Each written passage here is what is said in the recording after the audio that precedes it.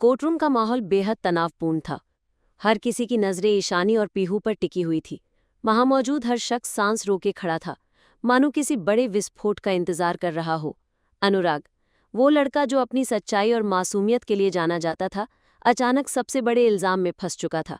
और इस पूरे खेल की सूत्रधार थी पीहू, अनुराग की एक तरफा चाहने वाली, जो अपनी जिद और जुनून के अंधेरे में इतनी गहरी डूब चुकी थी कि सच और झूठ की सीमाएं ही भूल चुकी थी।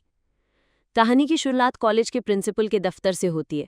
वहां शाश्वत, नंदिनी, पीहू और ईशानी मौजूद थे। सबका इशारा अनुराग की तरफ था। इल्जाम इतने गंभीर थे कि प्रिंसिपल खुद हैरान रह गए। पीहू ने बड़े विश्वास से कहा, सर, अनुराग ने मेरे साथ गलत किया है, उसने मुझे धोखा दिया है। उसकी आवाज में इतनी बनावटी मासूमियत थी कि कोई भी एक पल के लिए सोचने पर मजबूर हो जाए। मगर अनुराग का चेहरा साफ था, उसकी आंखों में सच्चाई झलक रही थी। उसने दृढ़ स्वर में कहा, यह सब झूठ है, मैंने कभी पीहू को छुआ तक नहीं। मैं क्यों करूंगा ऐसा जब मेरा दिल किसी और के लिए धड़कता है। मगर सच को झूठ के ताने बाने में उलझाना पीहू को अच्छे से आता था। उसने वहीं धमकी भरे लहजे में कहा, अगर तुमने मुझे अपनाया नहीं तो मैं सबको बता दूंगी कि तुमने मेरे साथ जबरदस्ती की है। उसकी बातें सुनकर सब स्तब्ध रह गए और इसी झूठे आरोप के चलते इंस्पेक्टर को बुलाया गया। सबूतों की गैर मौजूदगी में अनुराग बेबस खड़ा था। इंस्पेक्टर ने ठंडी नजरों से उसकी ओर देखा और कहा, अगर तुम चाहो तो अभी मामला खत्म हो सकता है। बस एक कागज पर साइन करके पीहू से शादी कर लो। अनुराग ने बिना देर किए गुस्से और आंसुओं से भीगे स्वर में कहा, सवाल ही नहीं उठता।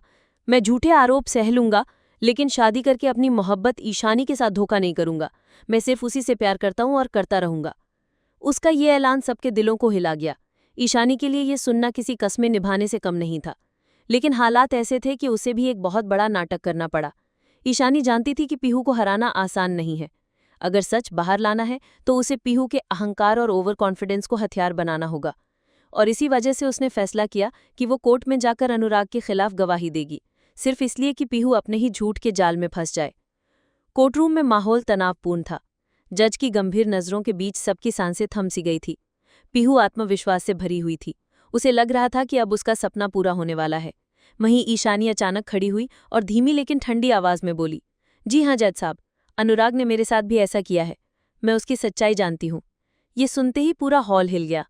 अनुराग ने हैरानी से ईशानी की ओर देखा, मानो उसके दिल को किसी ने चीर दिया हो। लेकिन उसकी आंखों में एक अजीब सा विश्वास था, जैसे वो जानता हो कि ईशानी ऐसा नाटक क्यों कर रही है। जज ने गंभीरता से सिर हिलाया और कहा, तो इसका मतलब यह है कि आरोपी के खिलाफ और भी गवाह मौजूद हैं। अदालत की हवा भारी हो गई थी। पीहू के चेहरे पर एक खतरनाक मुस्कान फैल गई। उसे लगा मानो जीत अब सिर्फ कुछ कदम दूर है। लेकिन तभी अनुराग ने जोर से कहा, जज साहब, मैं किसी भी हाल में पीहू से शादी नहीं करूंगा। मेरी आत्मा इस झूठ को मंजूर नहीं करेगी। उसकी आवाज में इतनी ताकत थी कि कोर्टरूम में सन्नाटा छा गया। जज ने गंभीर होकर फैसला सुनाने की तैयारी शुरू कर दी। सबको लग रहा था कि अब अनुराग को सजा सुनाई जाएगी।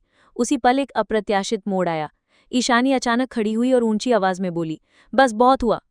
जज साहब, अनुराग ने कुछ गलत नहीं किया। झूठ मैंने बोला था और मैंने ही इस नाटक में साथ दिया। असली सच यह है कि पीहू अनुराग से शादी के लिए दबाव बना रही थी। उसने ही ये इल्जाम गढ़े हैं। पूरा कोर्ट हिल गया। सबकी नजरें पीहू पर टिक गई। जज ने गुस्से से कहा, क्या ये सच है? दबाव में आई पीहू बुरी तरह घबराने लगी। उसकी आंखों से आंसू छलक पड़े। वो रोते हुए बोली, हाँ, ये सब मैंने किया। मैं अनुराग से बहुत प्यार करती हूँ, लेकिन वो मुझे कभी नहीं चाहता था। मैंने सोचा अगर झूठ बोलूंगे तो शायद वो मजबूर हो जाएगा। उसकी स्वीकारोक्ति ने सबके पैरों तले जमीन खिसका दी। कोर्टरूम में खामोशी छा गई और तभी ईशानी आगे बढ़ी। उसकी आंखों में आग थी। उसने सबके सामने पीहू को जोरदार थप्पड़ मारा और कहा, प्यार जबरदस्ती नहीं होता, और अगर होता तो उसे मोहब्बत नहीं कहते। ये शब्द गूंजते ही कोर्टरूम तालियों से गूंज उठा। अनुराग की आंखों में आंसू थे, लेकिन दिल में सुकून भी। उसे अब पता था कि उसकी मासूमियत और ईशानी का भरोसा आखिरकार जीत गया है। जज ने सख्त लहजे में आदेश दिया कि पीहू को झूठे आरोप लगाने के लिए सजा दी जाएगी और अनुराग को बरी कर दिया गया। उस पल अनुराग ने ईशानी की तरफ देखा। दोनों की आंखों में हजारों बातें थी। बिना एक शब्द कहे उन्होंने एक दूसरे को समझ लिया। प्यार, विश्वास और सच्चाई की इस जीत ने साबित कर दिया था कि चाहे कितनी भी मुश्किलें क्यों ना आएं, सच हमेशा सामने आता है। और इस तरह कहानी ने वो मोड़ लिया जिसने ना सिर्फ पीहू के जुनून का सच सबके सामने ला दिया, बल्कि अनुराग और ईशानी के रिश्ते को और मजबूत कर दिया। अब उनकी मोहब्बत सिर्फ एक जज्बात नहीं थी, बल्कि सच की जीत का प्रतीक बन चुकी थी। हर शख्स सांस रोके खड़ा था। मानो किसी बड़े विस्फोटक का इंतजार कर रहा हो। ईशानी ने अपनी शांत लेकिन दृढ़ आवाज में पीहू की तरफ देखा और बोली, तुम तो शायद कुछ दिनों से उसे जानती हो, लेकिन मैं इतने सालों से अनुराग को जानती हूं। जब इंसान की भीड़ में हर कोई बदल रहा था, तब भी उसने मुझसे प्यार किया और मेरा इंतजार किया। तुम सोच भी नहीं सकती कि वो कितना वफादार है। अपने प्यार के लिए वो कभी किसी और को तवज्जो नहीं देता। तुम्हारी जैसी लड़कियों से डरने या झुकने वाला नहीं है अनुराग। पीहू को लगा मानो किसी ने उसकी पूरी चाल पर पानी फेर दिया हो। उसकी आंखों में बेचैनी साफ झलक रही थी, लेकिन ईशानी रोकी नहीं। उसने और कड़े शब्दों में कहा, तुम मुझे हमारे रिश्ते के बारे में इतना सुनाती रही, लेकिन सच ये है कि तुमने अपने ही प्यार का मजाक बना दिया है। तुमने झूठ का सहारा लिया, इल्जाम गड्ढे और सोचा कि इससे अनुराग तुम्हारा हो जाएगा। लेकिन प्यार जबरदस्ती से नहीं मिलता, उसे सच्चाई और भरोसे से पाया जाता है। ये झूठ मैंने इसलिए बोला था ताकि तुम खुद सच उगलो। कोर्टरूम में सन्नाटा छा गया। सबकी नजरें अब पीहू पर टिक चुकी थी। उसकी सांसें तेज हो गई थी, होंठ कांपने लगे थे। उसने घबराते हुए कहा, नहीं, मैं तुम दोनों को ऐसे ही छोड़ नहीं सकती, चाहे कुछ भी हो जाए।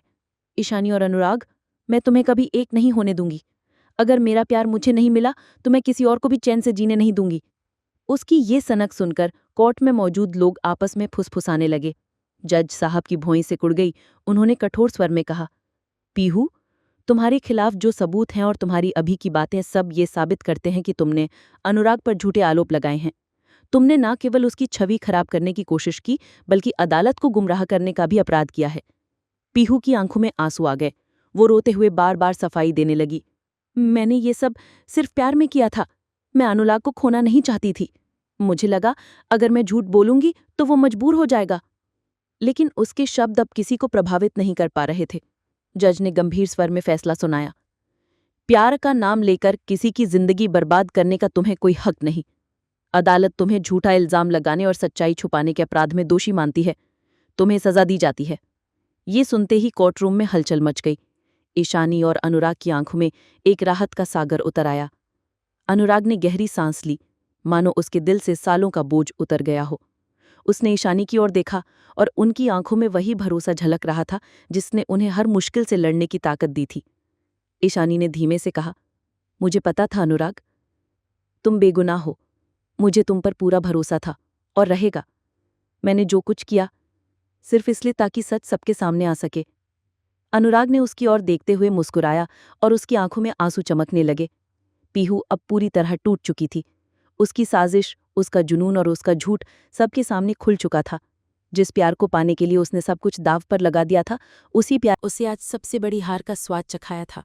अदालत से बाहर जाते वक्त उसने आखिरी बार ईशानी और अनुराग को देखा। उसकी आंखों में जलन और हार का दर्द साफ झलक रहा था, लेकिन अब उसका खेल खत्म हो चुका था।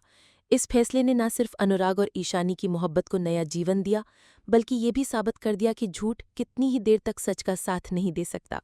आखिरकार सच की जीत हुई और ईशानी व अनुराग के रिश्ते ने हर शक, हर इल्जाम और हर चाल को मात देकर खुद को और मजबूत साबित किया।